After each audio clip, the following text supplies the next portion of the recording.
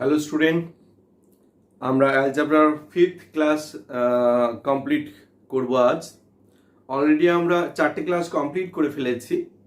5th ক্লাসে দেখো এখানেও কিছু কিছু টাইপ দেখবো আমরা, ইম্পর্টেন্ট টাইপ, এবং এই অঙ্কগুলো আমরা খুব নিমিষেই করতে পারি, লজিক জানি।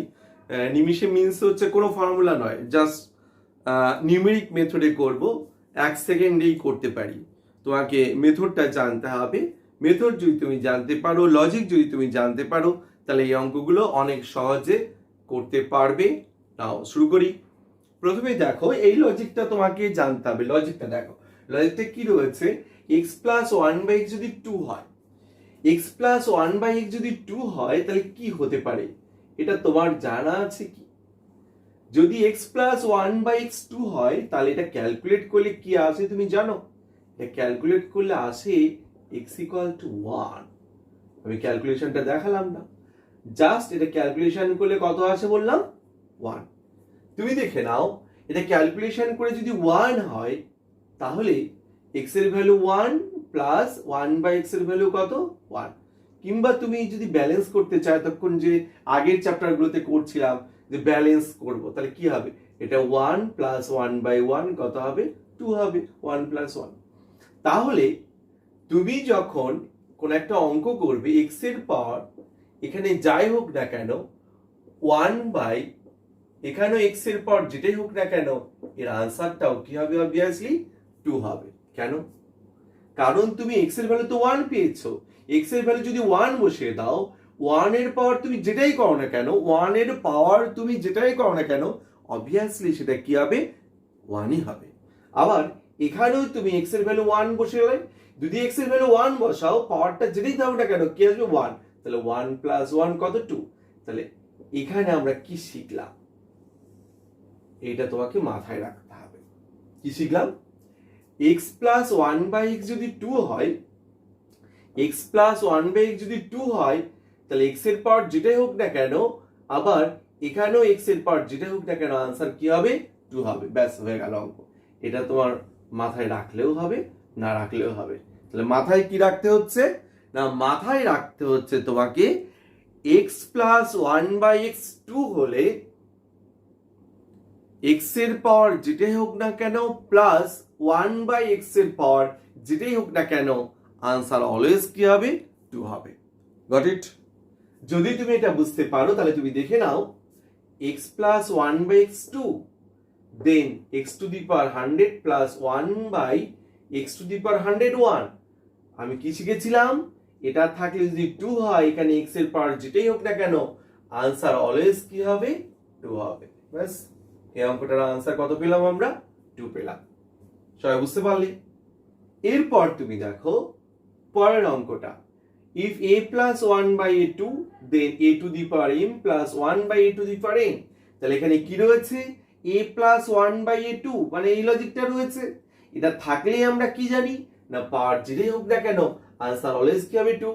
m থাকুক, n থাকুক, x থাকুক, y থাকুক, z থাকুক, 100 থাকুক, 1000 থাকুক, যেটাই থাকুক না কেন, আনসার অলওয়েজ কি হবে না, এটা থাকলেই আনসার, পাওয়ারে যেটাই থাকুক না কেন, আনসার কি হবে? 2 হবে। ব্যাস, এটারও আনসার 2 হলো। তাহলে এই অঙ্কটার আনসার 2, এটাও আনসার 2। এই দুটো অঙ্ক সবাই বুঝতে পারলে তোমরা? এরপর দেখো, বলছে if a plus 1/a plus 2 0, then a plus 2 whole cube plus 1/a plus 2 এর হোল কিউব কত হবে? এই অঙ্কটা করতে গিয়ে আমরা কি করব না, এটাকেও আমরা ওই লজিকে ফেলতে চাই। এই লজিক x plus 1/x 2, দেখো এখানে x কে আমরা ট্রিট করতে চাই a plus 2 হিসেবে। তাহলে a plus 2 যদি x হয়, তাহলে এখানেও আমাদের কি দরকার? x দরকার। মানে x দরকার মানে কি দরকার? এখানে a plus 2 দরকার। তাহলে এখানে আমরা a plus 2 নিতে চাই, a plus 2 plus 1/a plus 2। তাহলে এখানে যদি 2 নাও, তাহলে এদিকেও 2 নেবে। তার মানে কি, এই লজিকটা ফলো করছে। এই লজিকটা ফলো করলেই এখানে পাওয়ারে যেটাই থাকুক না কেন, আনসার কি আসবে? 2 আসবে। তাহলে আমরা কি করতে চাই, এটাকে যদি আমরা x ট্রিট করি, তাহলে এখানেও x নিতে হবে। এখানে x নিতে গেলে তোমাকে কি করতে হবে বলো?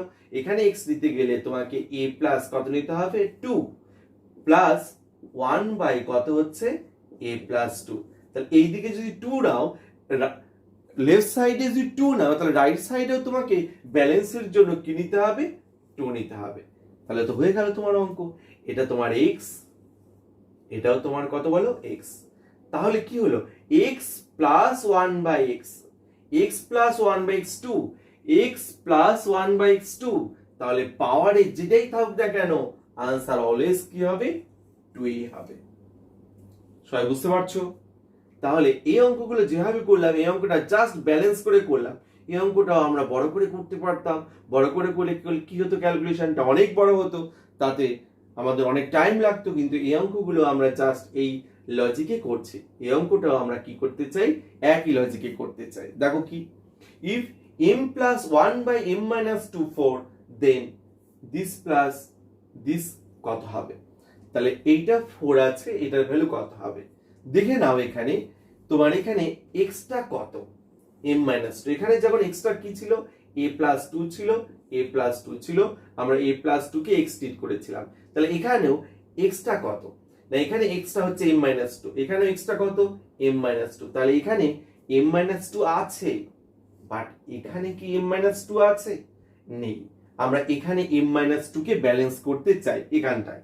তাহলে এখানে যদি m minus 2 কে ব্যালেন্স করতে চাই, তাহলে দেখো কি হচ্ছে, আমরা নিতে চাই m minus 2 প্লাস 1 বা এখানে রয়ে গেছে m minus 2। তাহলে দেখো তুমি এইদিকে যদি -2 করো, এদিকেও তোমাকে কি করতে হবে, -2 করতে হবে। তাহলে 4 - 2 মানে অ্যাকচুয়ালি কত, 2। তাহলে এখানে দেখে নাও তুমি কত x বলেছিলে, m - 2। তাহলে এখানে m - 2, এখানেও m - 2। তাহলে x প্লাস 1/x2 রয়েছে, এটা ব্যালেন্স হচ্ছে, হ্যাঁ হচ্ছে। x plus 1/x is equal two 2, এটা ব্যালেন্স হচ্ছে। তাহলে 2 হলেই x এর পাওয়ার যাই হোক না কেন, এখানে 1/x এর পাওয়ার যেটাই হোক না কেন, আনসার কত হবে, 2 হবে। তাহলে এই অঙ্কটার আনসারও কত হলো, 2 হলো। তাহলে এই টাইপের অঙ্কগুলো শুধুমাত্র এটাই নয়, এই টাইপের অঙ্ক আরো আছে, সেই অঙ্কগুলোরও আনসার কি হবে, এভাবেই হবে। তোমরা নিশ্চয় এই 4টে অঙ্ক সবাই বুঝতে পারলে। দেখো নেক্সট প্রবলেম আমরা দেখব। দেখো নেক্সট দুটো প্রবলেম আমরা করব। নেক্সট দুটো প্রবলেম, ফার্স্ট প্রবলেম দেখো, ভেরি ভেরি ইম্পর্টেন্ট প্রবলেম।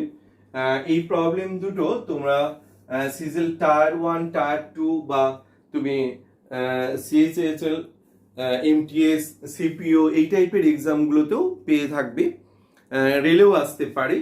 তো দেখো এটা কি বলছে, if a cube plus b cube plus c cube equal to 3abc and a plus b plus c not equal to 0, then relation between abc এর মধ্যে relation find out করতে হবে।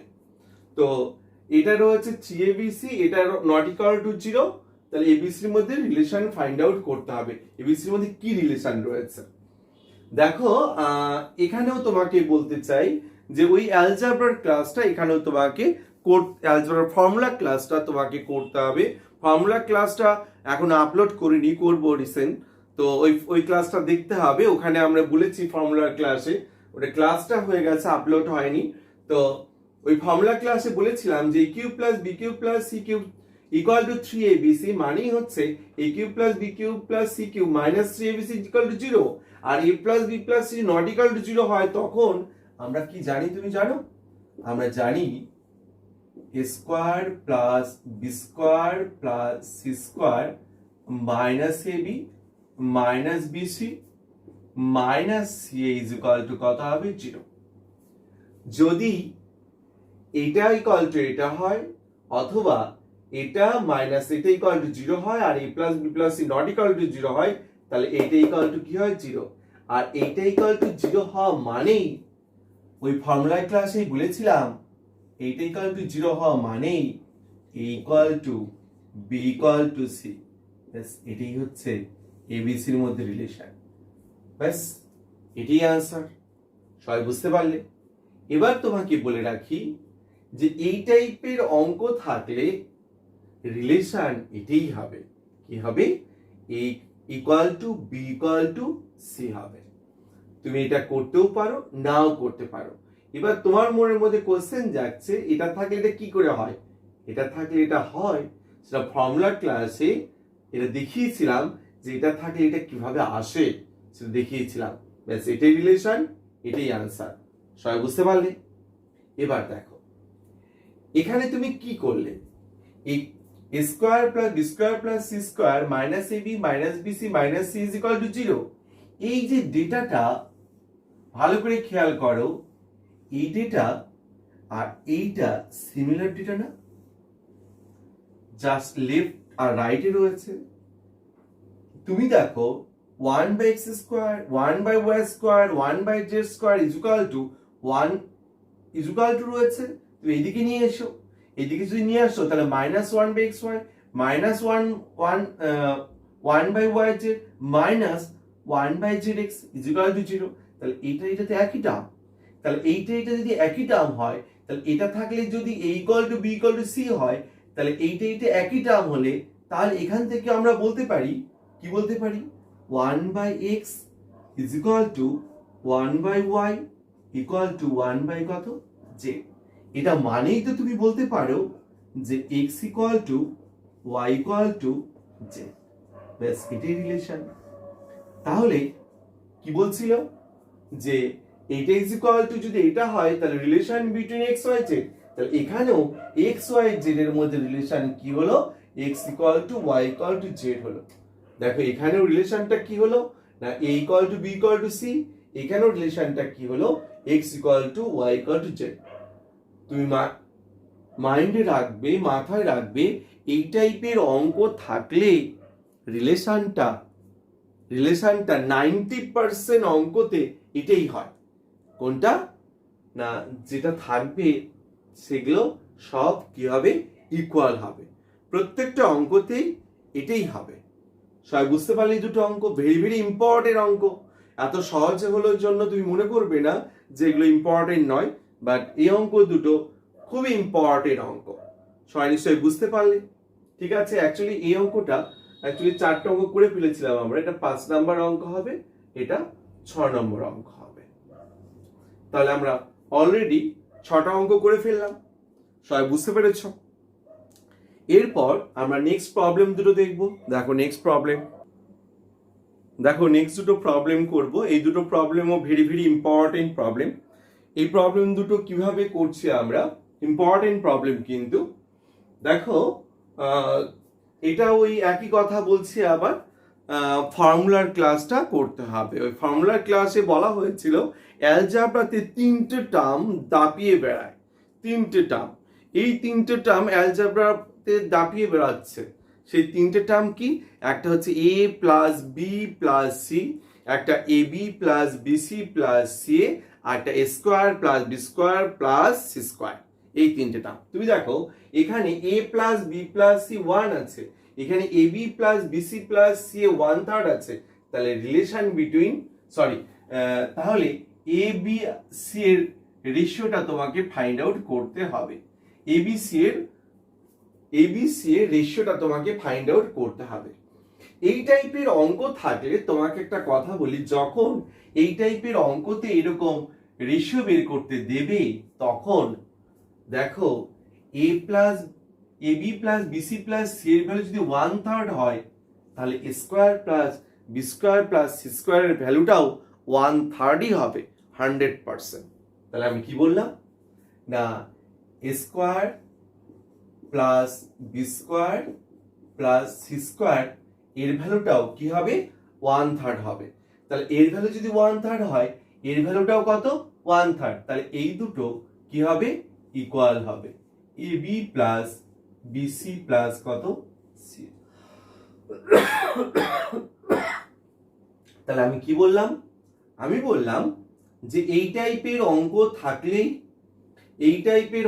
থাকলেই যদি A B plus BC plus C 1/3 হয়, তাহলে A square plus B square plus C স্কোয়ারের ভ্যালুটাও 1/3 হবেই। তাহলে এটাও 1/3, এটাও 1/3, তাহলে এই দুটো ভ্যালু ইকুয়াল।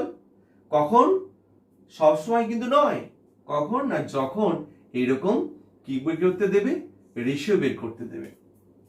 তো এবার তুমি জানবে, ফর্মুলার ক্লাস আমি বলেছিলাম বা একটু আগেও আমরা করলাম যে square plus B square plus C square minus A B minus BC minus C equal to 0 হলে কি হয়, A equal to B equal to C হয়। তাহলে এটা হলেই তুমি লিখবে A equal to B equal to C.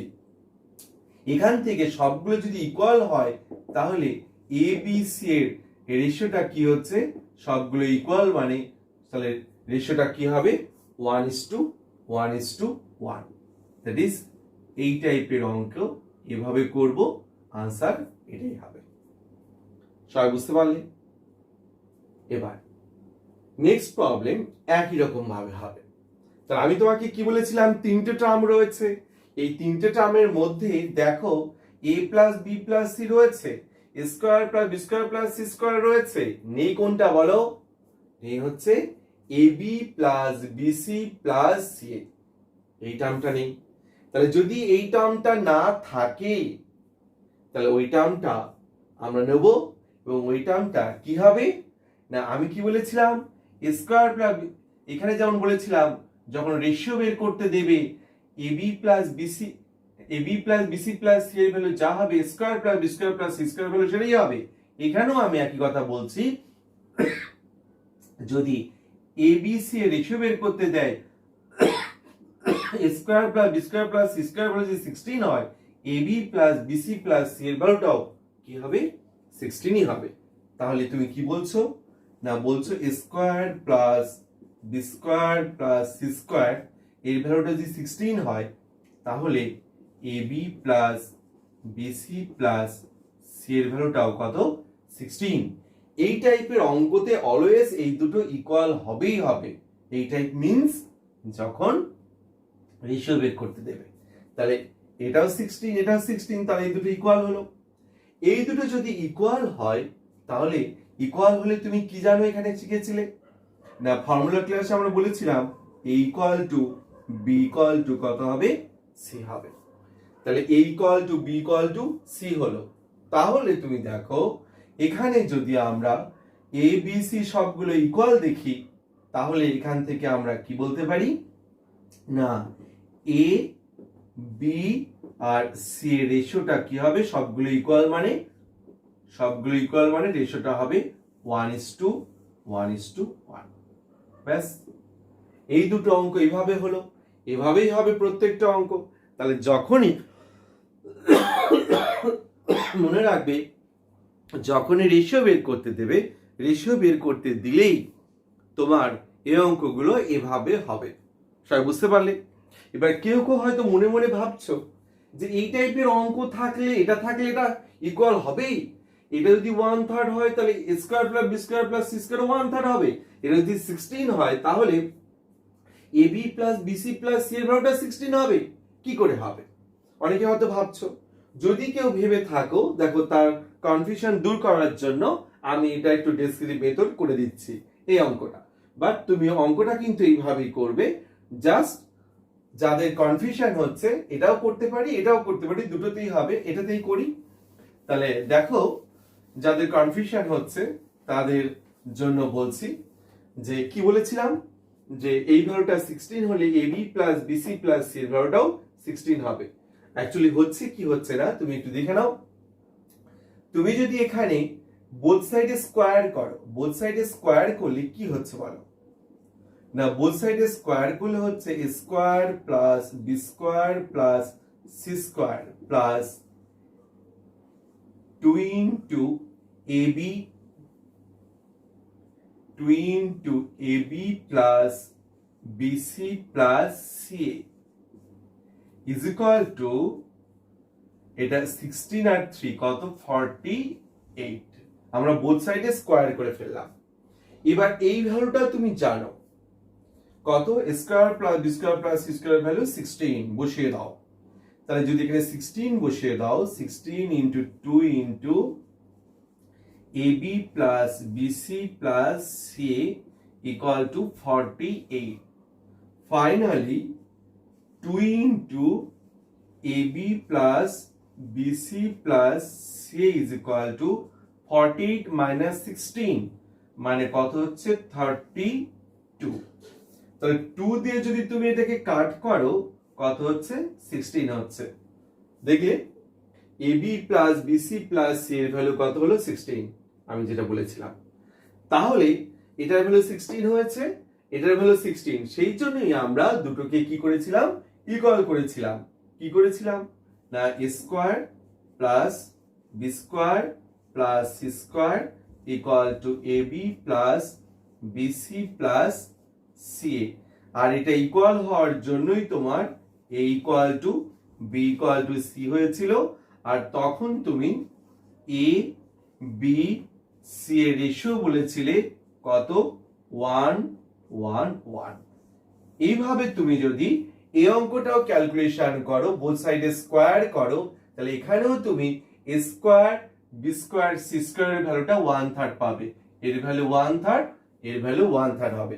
কিন্তু আমি তোমাকে বলছি এই মেথডে তুমি কখনোই অঙ্ক করবে না। আমি যে মেথডটা বললাম সেই মেথডেই করবে অলওয়েজ। এই অঙ্কগুলোতে এটাই হবে। সবাই নিশ্চয়ই বুঝতে পারলে? যতটুকু বললাম ভেরি ভেরি ইম্পর্টেন্ট অঙ্ক কিছু করানো হলো। ক্লাসটা খুব মনোযোগ সহকারে করবে আর ফর্মুলা ক্লাসটা করতে হবে। ওকে সবাই?